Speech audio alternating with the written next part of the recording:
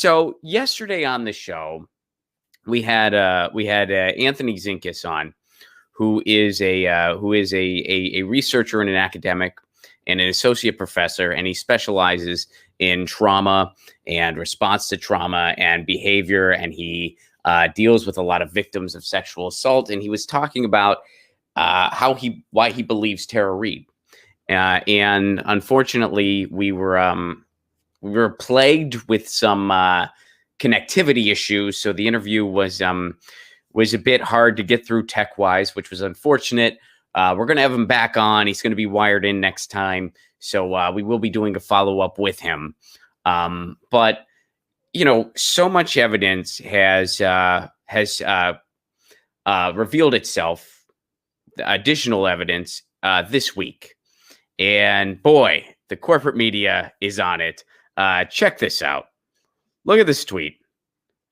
Developments and allegations against Biden amplify efforts to question his behavior. Hey Siri, show me the most neutral in an attempt to downplay tweet ever published by a so-called newspaper. Well, what other things were they considering? Like, what other tweets were they considering for this doozy? Like, there has been more information regarding Biden, might possibly be negative, might involve other human person. There is information, Biden, frowny face, maybe, question mark.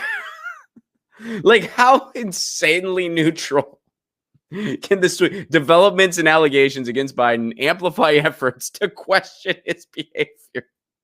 That is the most downplaying, neutral. It's like they went to an intern and they were like, all right, frame this in a way that no one's going to want to read this article. Like that no one is going to be remotely interested in what we're saying. And the intern responds and they say, why would I want to do that? Don't we want people to read our news? Don't ask questions. Just do it. How can we frame this in a way? I mean, it's almost an art, really. I mean, it's like, it's interesting. They say that sometimes in the comedy world, there is comedy that is intentionally bad. Like it's so bad that makes it good.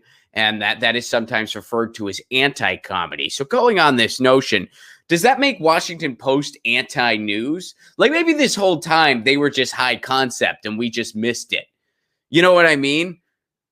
They're like, no, you missed the point. We make our headlines so bad and we make our coverage so bad that you read it because it's that bad. And we're like the anti-news.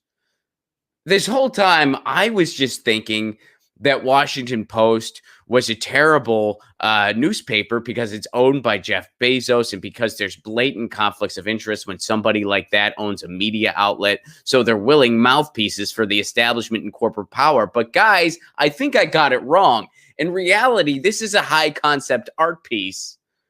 And Jeff Bezos actually hired Andy Kaufman, who is still alive in New Mexico, and he's running the Washington Post. No one can disprove this theory.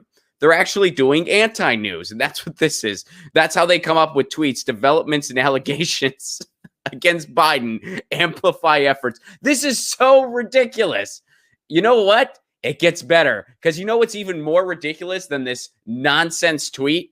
The article itself, which we're going to go there next. Check out the article itself. And all right, so check this out. Let's just go there first. And then we'll, so here's the headline that they bring up.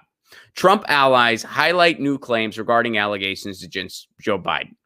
Now, they never go into detail about what those allegations are in a headline. They never say rape allegation, at least nowhere in the corporate media I've seen.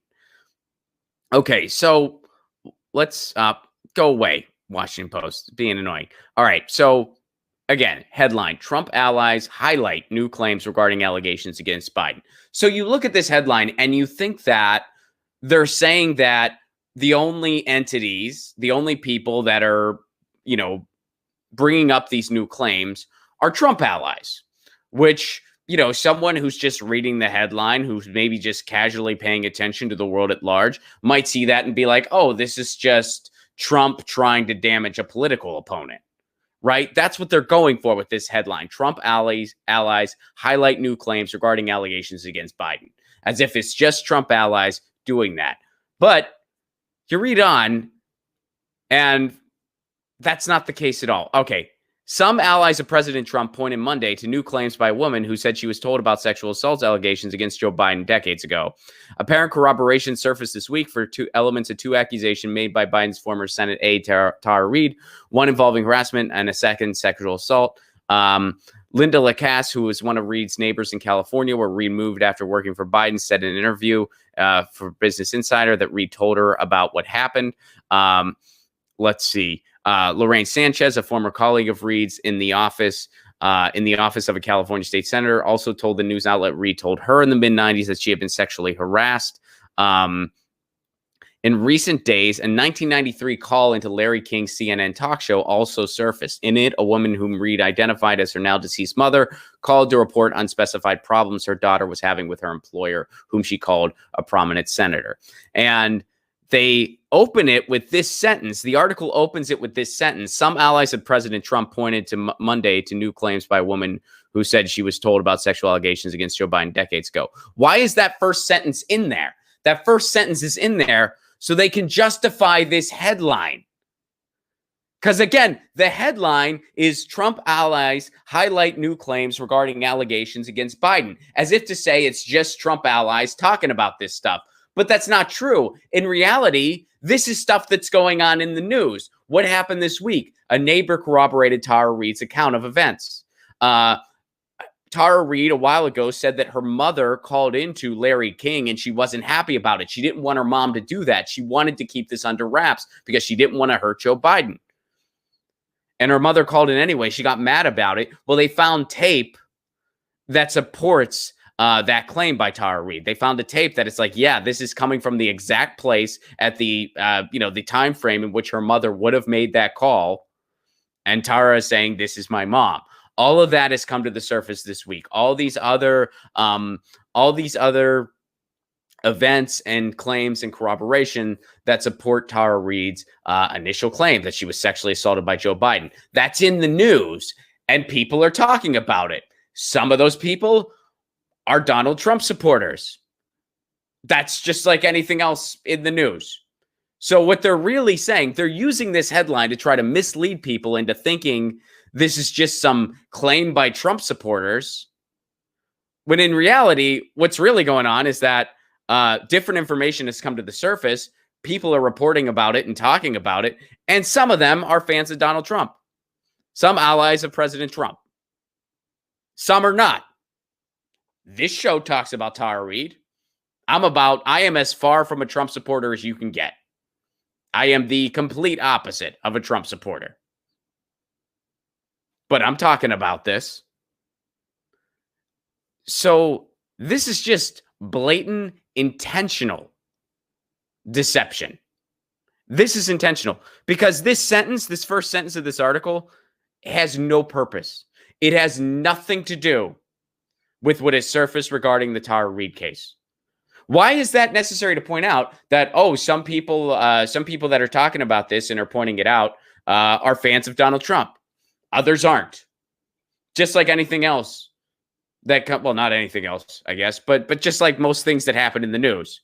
Some people who talk about certain things in the news are Trump supporters. Some people are not. Some people who talk about certain things in the news like avocados. Some not fans of avocados, but still talk about the same stuff in the news. What is the point of that sentence? The point of that sentence is so that they can have this misleading, intentionally deceptive headline.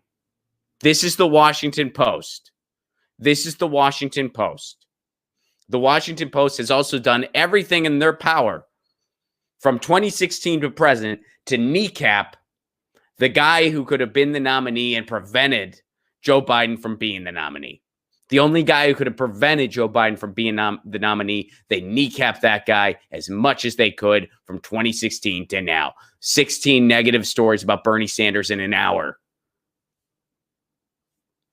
So, and everyone says, like, people say things like, Washington, it's not worth the only use for the Washington Post is toilet paper. Somebody tweeted that. the other day, or you always see that around. And I'll tell you what, newspapers, I've never tried it. I have never tried this, but I think that newspapers actually would make terrible toilet paper. I'm pretty sure. I mean the ink, and the texture of the paper, that cannot be. Ugh. I mean, it wouldn't even work well either. It wouldn't. I mean, it's too thin, so it wouldn't. I mean, you would just hurt yourself. Never actually do that if you can avoid it. But people are saying, especially now with the toilet paper shortage, people buying it in bulk. People are saying, man, these newspapers would be, but they're not even useful for that. Newspapers aren't even useful for that.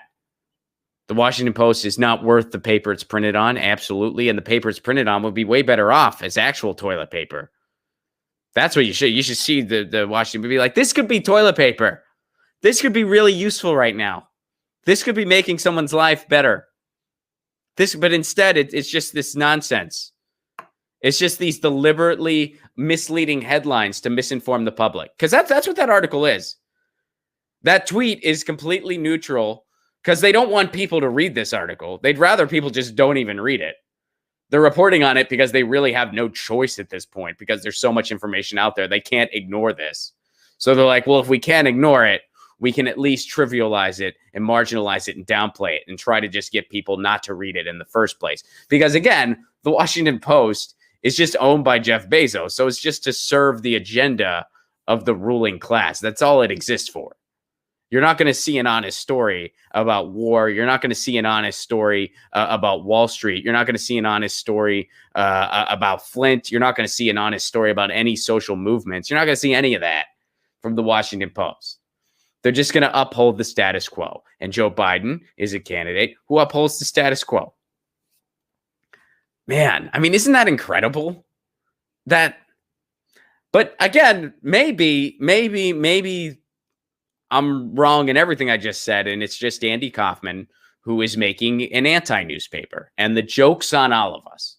Andy, if you're out there, how long are you going to keep this gag running, dude? I mean, I get it. It's very funny. I'll be the first to say that's hilarious. If this whole time, if Jeff Bezos was like, I'm hiring Andy Kaufman to make an anti-newspaper where it's going to be so bad and so irresponsible journalistically, people are just going to cringe, but they're going to think it's real news.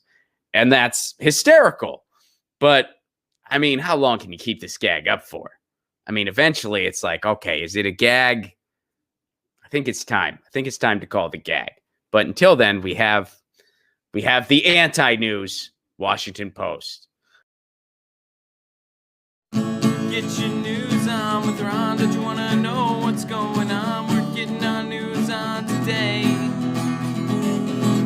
Get your news on with Ron. Don't you want to know what's going on? We're getting our news on today. You can tweet me an article at Ron Placone. We'll go through it together and